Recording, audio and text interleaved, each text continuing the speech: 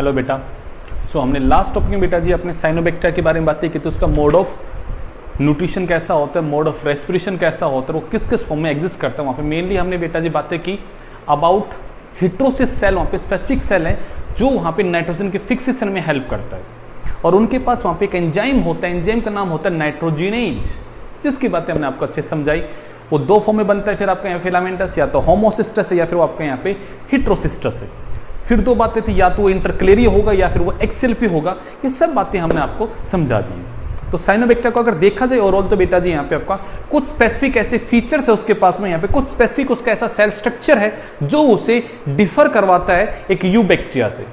सबसे पहले तो ये एक फोटोसिंथेटिक ऑक्सीजेनिक बैक्टीरिया है और यही उसका फीचर उसे बाकी बैक्टीरिया से अलग कराता है। सबसे पहला सबसे मेन कैरेक्टरिस्टिक फीचर्स उसका यही में आता है। बाकी हमने बताया इसका कैसे कनेक्शन सेट होता है रेड एल्गी से, फाइकोब्लिन्स के भी यहाँ पे हमने बातें की बेटा जी यहाँ पे। फिर हमने बातें की यहाँ पे इसके बारे में कि हिट्रोसिस सेल अगर है तो हमने बातें की यहाँ पे कि मेनली ये किस फॉर्म में दुनिया में एग्जिस्ट करता है, क्या वो सिम्बायोटिक है या फिर वो फ्री लिविंग है। हमने उसके दो फॉर्म्स के आपको यहाँ पे एग्जांपल्स बताई कैसा कैसा होता है, हमने वो बातें की। हमने लास्ट टॉपिक आपको पढ़ाया बेटा जी, it is use as a bio fertiliser. Yes, it is use as a bio fertiliser. Why? Because nitrogen को फिक्स करेगा in the form of the ammonia, nitrates, nitrites के फॉर्म में कन्वर्ट करेगा, और सोयल में नाइट्रोजन कंटेंट अगर increase होगा तो डेफिनेटली सोयल की फर्टिलिटी पावर भी क्या होगी, इंक्रीज होगी। जो सोयल की फर्टिलिटी पावर को इंक्रीज करे वही तो फर्टिलाइजर है। तो आपने कहा ये लिविंग है, तो हमने कहा they are known as the biofertilizer. Chemical से एडवांस हो जाएंगे यहाँ पे तो हमें केमिकल से छूट मिल जाएगी, हमें इकोनॉमिकली ये फायदेमंद रहेंगे यहाँ पे। चलिएगा, ये सब बातें कर ली, अब क्या पढ़े इसके बारे में। तब टॉपिक आता है सर ये रिप्रोड्यूस कैसे करते हैं, इन ये मतलब क्या मोड ऑफ रिप्रोडक्शन को ऑक्युपाई करते हैं, क्या कुछ स्पेसिफिक है वहां भी इनके बारे में, क्या कुछ स्पेसिफिक है इनके बारे में जो बैक्टीरिया से कुछ हटके हो। तो मैं कहूंगा यस कुछ हटके है, कुछ बैक्टीरिया के जैसा है, मिला जुला काम चलेगा। तो क्या है वो मिला जुला काम, चलेगा देखते हैं। मैंने यहाँ पे एक टेबल से बनाई है, उस टेबल को समझते हैं। सबसे पहले बेटा जी मैंने लिखा reproduction in the blue green algae. ये दो प्रकार से अपने आप को रिप्रोड्यूस करता है, एक होता है बेटा जी वेजिटेटिव, एक होता है एसेक्सुअल। वैसे ये दोनों हम अलग अलग कर देते हैं, वैसे अगर आप इन दोनों को एक ही कैटेगरी पढ़ोगे तो भी कोई गलती नहीं है, बट आप अलग अलग कर देते हो तो भी कोई गलती नहीं। दोनों में डिफरेंस इतना होता है जहां पे जो ऑर्गेनिज्म है वो इटसेल्फ अगर कंप्लीटली यूज हो जाए तो मैं कहूंगा वो क्या बनेगा बेटा जी यहाँ पे आपका वेजिटेटिव, और वो जो यहाँ पे एक रिप्रोडक्टिव स्ट्रक्चर को बनाए और वो जाके न्यूरॉन्स को पैदा करे तो वो क्या बनता है बेटा जी एसेक्सुअल। दोबारा बोलता हूँ और शांति से बोलता हूँ, सुनना अच्छे से। उसका ना बेटा इंटरेस्ट बनाओ, कनेक्ट करो, सब समझ में आएगा, बस थोड़ा सा शांति सुनो मेरी बातों को। ये बातें सिर्फ मुस्कान को नहीं सबको कह रहा हूं, शांति भाव से एनर्जेटिक होके बैठो। बायो बड़ा जबरदस्त टॉपिक है, अगर आप पढ़ोगे इन सब चीजों को तो मजा आता है इन सब चीजों को पढ़ने में। चलेगा, सुनिएगा अपने टॉपिक को। हमने पॉइंट बोला कि सर रिप्रोडक्शन में हमने 10th क्लास में पढ़ा था vegetative is a type of asexual reproduction. तो मैं कहूंगा बेटा आपने जो पढ़ा वो बिल्कुल ही सही पढ़ा है, कुछ भी गलत नहीं पढ़ा है आपने। फिर यहां पे हम उनको अलग अलग क्यों करते हैं, मैं कहूंगा यस यहां पे अलग अलग करने का एक लॉजिक है। वो लॉजिक क्या है, अगर कोई भी ऑर्गेनिज्म जो रिप्रोड्यूस करता है और ड्यूरिंग द रिप्रोडक्शन वो कोई रिप्रोडक्टिव स्ट्रक्चर नहीं बनाता है, जैसे कि आपने कहा सर स्पोर फॉर्मेशन, तो आप सुनिएगा एक ऑर्गेनिज्म ने स्पोर बनाया और स्पोर आगे जाकर न्यूरॉन को जन्म देगा, तो मतलब उस ऑर्गेनिज्म ने स्पेसिफिक एक रिप्रोडक्टिव स्ट्रक्चर बनाया। तो मैं कहूंगा अगर इस प्रकार से अगर कोई रिप्रोडक्टिव स्ट्रक्चर बनाता है वो रिप्रोडक्टिव स्ट्रक्चर आगे जाके न्यूरॉन्स को जन्म देता है, तो मैं कहूंगा ऐसा रिप्रोडक्शन क्या बन जाएगा बेटा जी आपका एसेक्सुअल। बट सर वो जो ऑर्गेनिज्म है उसी का कोई पार्ट या वो खुद बेटा जी यूज होता है रिप्रोडक्शन में, तो मैं कहूंगा वो क्या कहलाएगा बेटा जी वेजिटेटिव। जैसे कि आप लोगों ने पढ़ा बाइनरी फिजन, सोचिएगा ये बैक्टीरिया है और ये बैक्टीरिया टूट गया, ये बैक्टीरिया है और ये बैक्टीरिया टूट गया, और ये जैसे ही बैक्टीरिया टूटेगा तो क्या होगा, आपने कहा सर दो नए बैक्टीरिया बन गए, तो मैं कहूंगा वो पुराना वाला बैक्टीरिया कहां गया, तो सर वही तो यूज हुआ था रिप्रोडक्शन में। तो मैं कहूंगा हाँ बेटा, तो यहाँ पे जो डिवाइडिंग ऑर्गेनिज्म है वो खुद यूज हो गया, तो वो कैसा रिप्रोडक्शन है बेटा जी यहाँ पे आपका वेजिटेटिव रिप्रोडक्शन है। ठीक है, ये वर्ड्स क्लियर हो रहे हैं आप लोगों के। चलिएगा, अब पॉइंट आता है सर ये रिप्रोड्यूस करता है 2 डिफरेंट मेथड से, एक का नाम है बेटा जी यहाँ पे वेजिटेटिव, एक का नाम है बेटा जी यहाँ पे आपका एसेक्सुअल। अब हम वेजिटेटिव की बातें करते हैं। वेजिटेटिव फर्दर 2 टाइप का होता है, कैसा कैसा बेटा जी यहाँ पे, पहले का नाम होता है बेटा जी यहाँ पे बाइनरी फिजन। ये बात आप बार बार पढ़ चुके हो बाइनरी फिजन के बारे में कि सर यूनिसेलुलर है तो एक ही बैक्टीरिया है, दो में टूट जाएगा, दो न्यूरॉन्स को जन्म देगा, तो प्रोसेस क्या बन जाएगा यहाँ पे, बाइनरी फ्यूजन। तो मैं कहूंगा बेटा जी यहाँ पे इसके बारे में सिंपल सी बात है, unicellular blue green algae get split and give rise to new blue green algae. वो टूट जाती है, स्प्लिट हो जाती है और दो को पैदा करती है, वो प्रोसेस क्या है बेटा, बाइनरी फ्यूजन। अब यहां पे क्या है सर, ये एक स्पेशल नाम है हर्मोगोनिया, या उसे हम बोलते हैं बेटा जी आपका यहाँ पे हर्मोसाइट। साइट वर्ड का मतलब है सेल। सर ये क्या है, तो जरा वर्ड को समझिएगा बेटा जी। सर ये यहां पे फिलामेंटस हमने पढ़ा हमारा साइनोबैक्टीरिया है,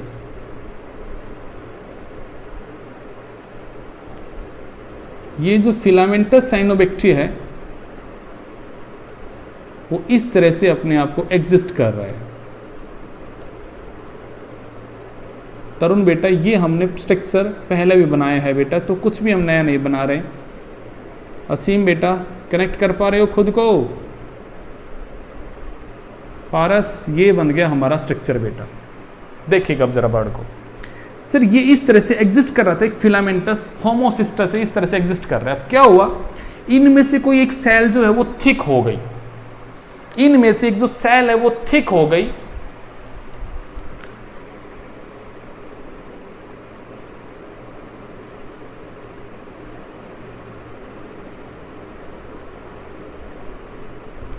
इनमें से जो सेल है वो थिक हो गई एंड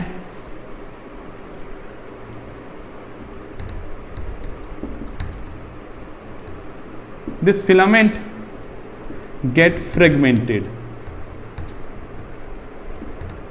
सर ये सेल यहां पे थिक हो गई और फिर ये पूरे फिलामेंट यहां पे ब्रेक डाउन हो गए, पूरी फिलामेंट यहां पे ब्रेक डाउन हो गई। तो क्या होगा, मैं कहूंगा भाई ऐसा हो जाएगा,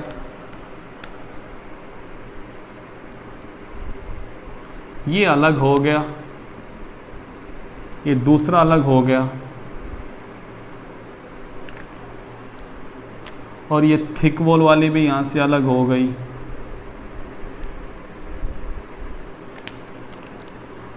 और सर ये भी अलग हो गई और ये भी अलग हो गई। ठीक है बेटा जी, एंड ये सब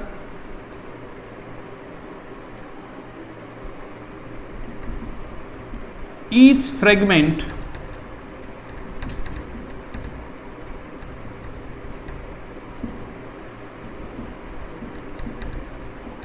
give rise to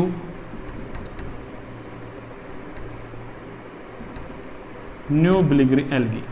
अब एक पॉइंट और है, मैंने भाई यहाँ पे एक एक सेल की फिलामेंट बना दी, एक एक सेल को मैंने अलग कर दिया। ऐसा भी हो सकता है कि सर ये दो टूट के अलग हो गई, ये दो टूट के अलग हो गई, ये एक अलग हो गई।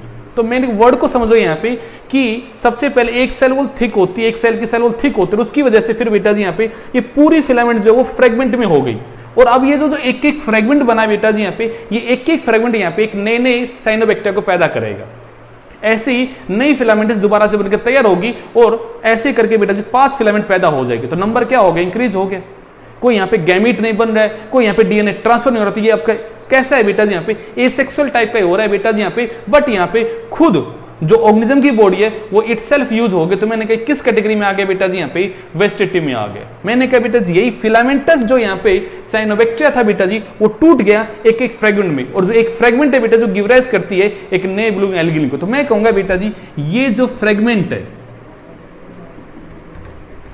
बेटा, ये जो फ्रेगमेंट है जो एक नए को गिव राइज करता है, इस फ्रेगमेंट का नाम क्या होता है बेटा जी यहाँ पे, हार्मोसिस्ट, या मैं कहूंगा बेटा जी hormogonia is the fragment that give rise to the new cyanobacteria. हम इस फ्रेगमेंट को बोलते हैं बेटा जी यहाँ पे आपका हार्मोसाइट। ये आपके नीट में जबरदस्त क्वेश्चन बनेगा बेटा जी यहाँ पे, जो आपको याद रखना है। अभी जो कमिंग टेस्ट होगा उसमें बेटा जी पक्का ये क्वेश्चन आपको दिखाई देगा। ये क्वेश्चन बेटा पक्का दिखाई देगा कि हार्मोगोनिया और the hormocyte help in which process. तो आपको it help in the reproduction, it help in the reproduction. ठीक है बेटा जी, अगले वर्ड को देखिएगा। अब पॉइंट आता है सर एसेक्सुअल, इस वर्ड का क्या मतलब है? तो मैं कहूंगा बेटा जी ये भी कुछ ऐसा ही है बट थोड़ा सा हटके हो जाता है। कैसे हटके हो जाता है बेटा जी? जैसे आप डायग्राम बनाते हो कि सर ये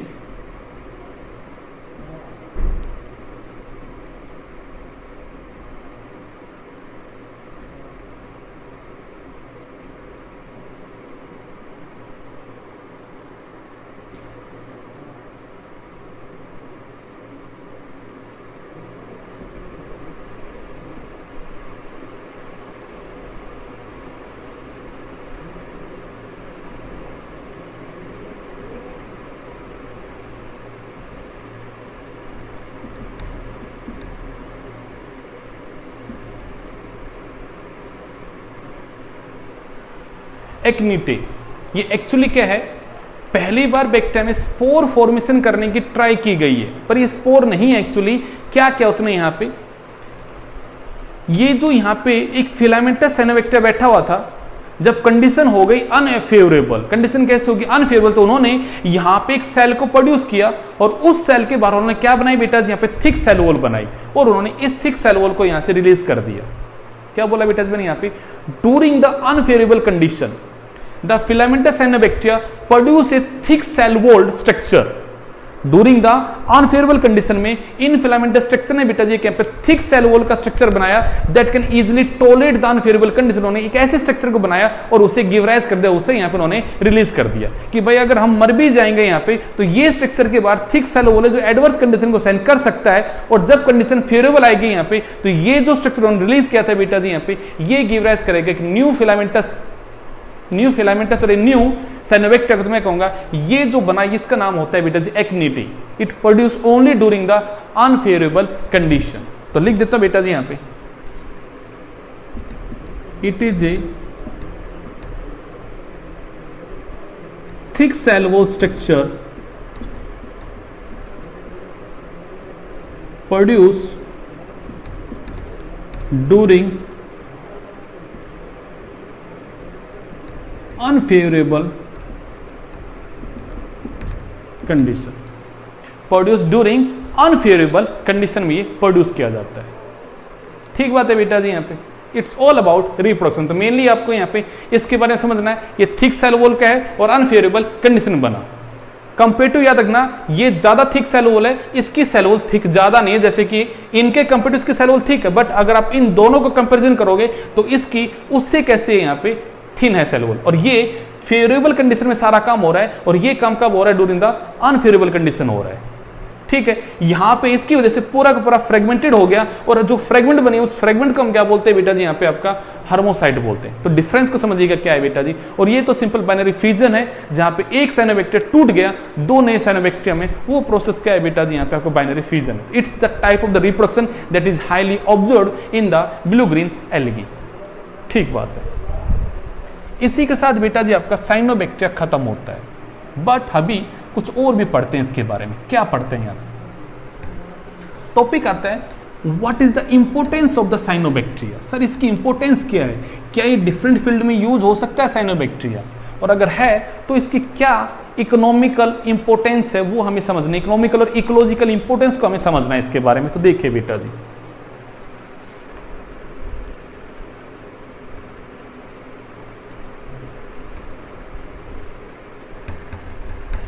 इंपोर्टेंस की जगह हम क्या वर्ड बोले यहाँ पे, चलिएगा रोल समझते हैं, क्योंकि सारी इंपोर्टेंस नहीं है, कुछ इसकी ड्रॉबैक्स भी हैं, तो हम उसे इंपोर्टेंस नहीं कह सकते। जैसे हम बातें करेंगे यहाँ पे एल्गल ब्लूम, तो वो इंपोर्टेंस नहीं है, वो तो एक ड्रॉबैक है यहाँ पे, वो तो इसका एक मतलब एक बैड इफेक्ट आएगा एनवायरमेंट पे, उसकी बातें भी होंगे यहाँ पे। तो हम बातें करते हैं रोल इन द या role play in the environment, कैसे कैसे उनकी बातें करते हैं। सबसे पहले बेटा जी यहाँ पे use as food supplement. I hope ये वर्ड आपके लिए क्लियर होगा। एग्जाम्पल सिंगल सेल प्रोटीन, क्या दिया था बेटा मैंने एग्जाम्पल आपको यहाँ पे, spirulina is a single cell protein के तौर पर, उसमें प्रोटीन कंटेंट कैसे है बच्चा, बहुत ही हाई है, तो मैं कहूंगा it is use as a single cell protein, तो हम इसे एज ए फूड सप्लीमेंट क्या कर सकते हैं बेटा जी यहाँ पे यूज कर सकते हो, ये भी इसका एक रोल है बेटा जी। सेकंड बेटा जी,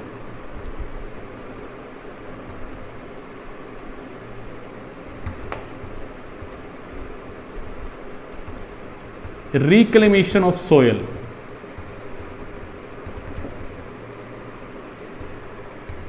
में इसका रोल है। अब ये क्या होता है, सपोज कीजिएगा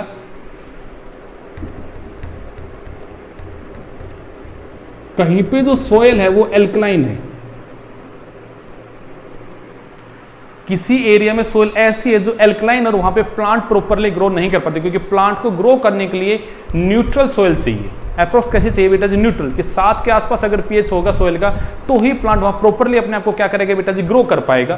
तो हमने कहा बेटा जी यहाँ पे सपोज कीजिएगा कहीं पे सोयल कैसी है बेटा जी, यहाँ पे एल्कलाइन है, मानसी बेटा कैसी सोयल है, यहाँ पे एल्कलाइन है, आप वहां पे साइनोबैक्टीरिया को ग्रो करो।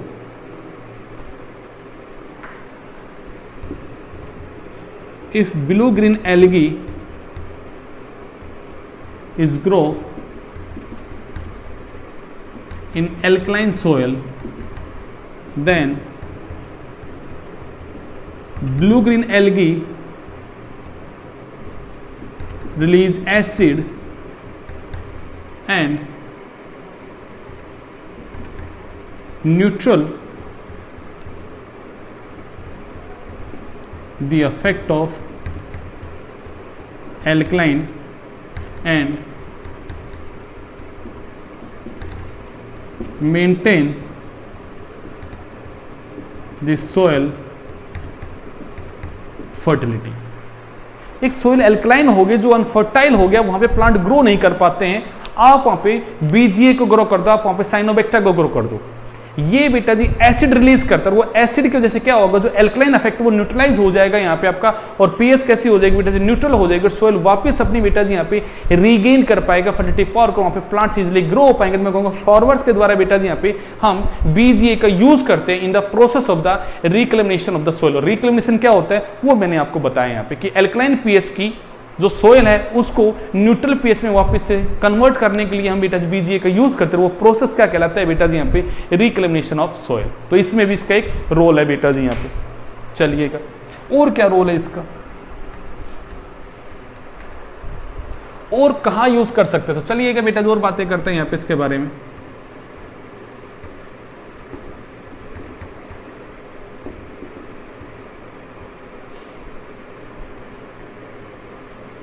एज बायो फर्टिलाइजर, क्यों बेटा जी,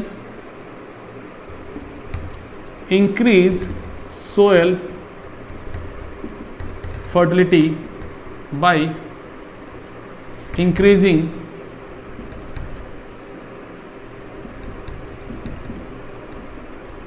nitrogen and organic content of soil.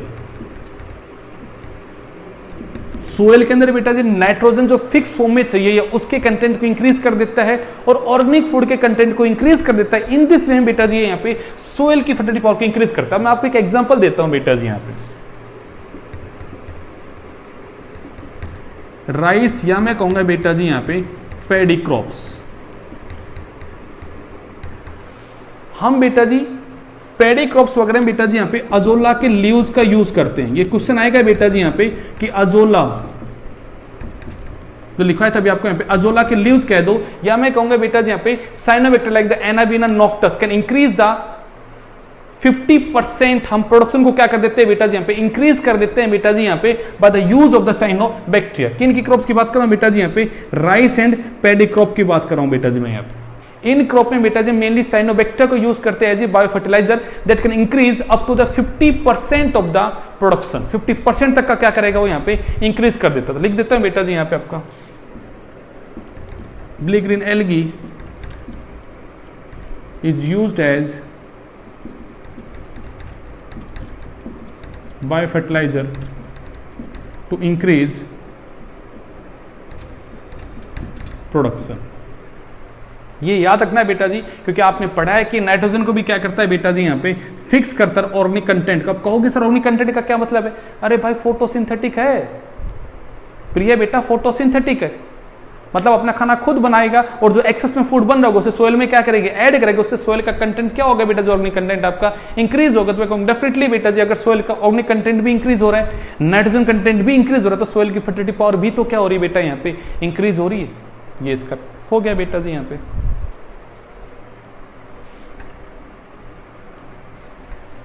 और सर क्या है, तो मैं कहूंगा और सुनेगा बेटा जी यहाँ पे इसका, इट कोज एल्गल ब्लूम। अब ये क्या है सोचिएगा, ये कोई, मैं यहां बना देता हूं आप लोगों के लिए बेटा जी, ये कोई वाटर बॉडी है, हम ऐसे इमेजिन करके चलते हैं, ये कोई वाटर बॉडी है, कहीं पे पानी आपका है बेटा जी, और यहां पे पोल्यूशन इंक्रीज हो गया। लाइक यहां पे बेटा जी, यहां पे आपने कह दिया कि सर नाइट्रेट और फोस्फेट जैसा कंटेंट बहुत ज्यादा है, मतलब सोच के देखिएगा सर, हमारे शहर के आसपास कहीं पे यहां पे केमिकल फर्टिलाइजर की कंपनी है। किसकी कंपनी बेटा जी, यहां पे केमिकल फर्टिलाइजर की। अब आपने सर केमिकल फर्टिलाइजर मतलब क्या, इस बात को मैं कहूंगा, वहां पे नाइट्रेट और फोस्फेट के सोल्ट बनाए जा रहे हैं, जो हम एज ए केमिकल फर्टिलाइजर अपने खेतों में यूज करते हैं। अब भाई वहां से उस कंपनी से, उस फैक्ट्री से जो पानी बाहर निकल रहा होगा, उसमें भी क्या होगा, नाइट्रेट और फोस्फेट होगा बेटा, जैसे वेस्ट के तौर पे यहाँ पे, और वो पानी ले जाके आपने किसी वाटर बॉडी में डाल दिया, वो पानी बिना किसी ट्रीटमेंट के बेटा जी आपने किसी पानी में डाल दिया उसे, तो क्या होगा सर, वो पानी जब यहां के डलेगा तो इसका मतलब इस सोयल के अंदर भी नाइट्रेट एंड फोस्फेट कंटेंट क्या होगा सर, इंक्रीज होगा। भाई फोटोसिंथेसिस करने के लिए भैया जी मिनरल्स चाहिए, तो मैं कहूंगा यहां पे अगर इस सोयल, इस वाटर बॉडी का अगर मिनरल कंटेंट इंक्रीज होगा, तो मैं कहूंगा यहाँ पे बहुत सारी बेटा जी एल्गी, और मैं कहूंगा बहुत ज्यादा यहाँ पे क्या होगा बेटा जी, ब्लू ग्रीन एल्गी यहाँ पे क्या करेगा बेटा जी, ग्रो करेगा। अब सोचिएगा यहाँ पे अगर बहुत ज्यादा बेटा जी यहाँ पे ब्लू ग्रीन एल्गी अगर एक्सेस में बेटा जी यहाँ पे ग्रो होगा, तो ये पूरी वाटर बॉडी कैसी हो जाएगी बेटा जी, यहाँ पे आपका ग्रीन इन द कलर दिखाई देगी आपको यहाँ पे, या blue green in the colour दिखाई देगी। इससे बहुत गंदी गंदी क्या आएगी बेटा जी, यहाँ पे आपकी ऑर्डर प्रोड्यूस होगी। इवन बेटा जी यहाँ पे जो बीजी होती है, ये एक टॉक्सिन को प्रोड्यूस करती है, उस टॉक्सिन का नाम रखते हैं बेटा जी यहाँ पे डेथ फैक्टर, जो क्या करेगा बेटा जी यहाँ पे, किल करेगा अदर एक्वेटिक एनिमल्स को। दोबारा वर्ड को समझते हैं, कंफ्यूज नहीं होते हैं, समझिएगा बेटा जी क्या मैं समझा रहा हूं आपको। यहां पे मैंने कहा बेटा जी BGA grow in excess in polluted water. कोई भी वाटर बॉडीज अगर पोल्यूटेड है तो उसमें बेटा जी यहाँ पे ये जो ब्लू ग्रीन एल्गी है वो एक्सेस में वहां पे क्या करेगा, ग्रो करेगा। ठीक है, तो उससे क्या होगा सर, एक तो उस पूरी वाटर बॉडी का कलर क्या हो जाएगा, चेंज हो जाएगा। पहला तो मैं इससे लिखता हूं बेटा जी, इसके अफेक्ट क्या होंगे।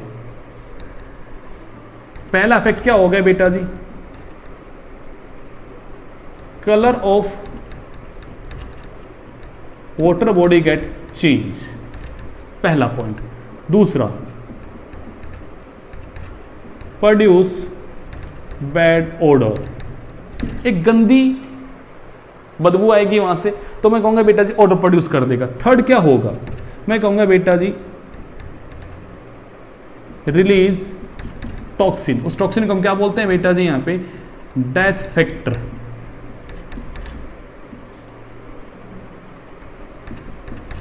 That kill other animal. ये उसके इफेक्ट होंगे या नहीं होंगे। तो कोई आपसे पूछे सर एल्गल ब्लूम क्या है, तो मैं कहूंगा excessive growth of blue green algae in the polluted water. Simple सी बात साहब, तो कहूंगा एल्गल ब्लूम क्या है बेटा जी यहां पे, excessive growth of blue green algae in polluted water. ये है एल्गल ब्लूम, जो मैंने यहां भी लिखा है बेटा जी यहां पे। उसके क्या अफेक्ट हैं, वो अफेक्ट मैंने आपको बताया बेटा जी। उससे colour of the water body क्या होगा, चेंज हो जाएगा। वहां पे एक गंदी स्मेल वहां प्रोड्यूस होगी बेटा जी यहाँ पे। और क्या हो गया बेटा जी यहाँ पे, वो टॉक्सिन भी रिलीज करेगा, जिससे क्या होगा बेटा जी यहाँ पे, वहां पे जो अदर एक्वेटिक एनिमल बैठे उनको क्या करेगा बेटा जी वहां पे आपका किल कर देगा। तो उससे पूरा एक्वेटिक इकोसिस्टम क्या हो जाएगा, डिस्टर्ब हो जाएगा। तो it is one of the bad affect, it is one of the bad affect of the cyanobacteria in the environment बेटा जी। यहां तक की बात समझ में आती है। और अगर बातें करें तो मैं कहूंगा few cyanobacteria used to produce the antibiotic. Last लिख लेना बेटा जी यहां पे इसके बारे में।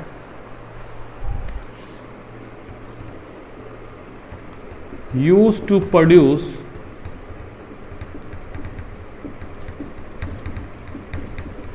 एंटीबायोटिक। लाइसीलिया करके एक ब्लू ग्रीन एल्गी है जो बेटा जी प्रोड्यूस करते हैं यहाँ पे एंटीबायोटिक को, जो अदर बैक्टीरिया को क्या करते हैं यहाँ पे किल करती है। So it's all about cyanobacteria. हमने उसका सेल स्ट्रक्चर जान लिया,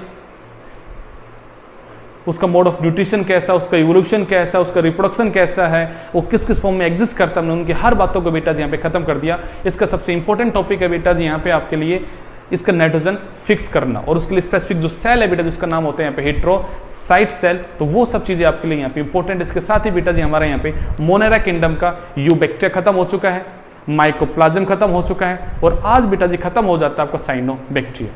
अब आगे क्या, तो मैं कहूँगा अब आएगा फोर्थ टॉपिक बेटा जी यहाँ पे आर्कीबैक्टीरिया, जो कि एक्चुअली हमने 6 डोमेन के अंदर उसे हमने यहाँ पे बैक्टीरिया से अलग निकाला था। आपको अगर याद हो तो आपने जब कहा था 3 डोमेन सिस्टम, जब 6 किंगडम क्लासिफिकेशन में आपने उसे कहा था आर्किया एक डोमेन का नाम था जिससे बिलोंग करता है आर्कीबैक्टीरिया। बैक्टीरिया एक डोमेन का नाम था जिससे बिलोंग करता है आपका यूबैक्टीरिया, और यूकैरिया एक डोमेन था जिससे बाकी 4 किंगडम क्या करते हैं बेटा बिलोंग करते हैं। तो अब हम पढ़ेंगे उस आर्किया डोमेन के बारे में, उस आर्कीबैक्टीरिया के बारे में जो मोनेरा किंगडम से अकॉर्डिंग टू विटेकर वो मोनेरा किंगडम में है, but according to 6 kingdom classification archaebacteria अलग है। तो अब हम बातें करेंगे आर्कीबैक्टीरिया की बेटा जी कि उसके क्या रोल है। तो एक लेक्चर में बेटा जी बातें होगी अबाउट द आर्कीबैक्टीरिया। चलिए इस लेक्चर में सिर्फ इतना। थैंक यू बेटा।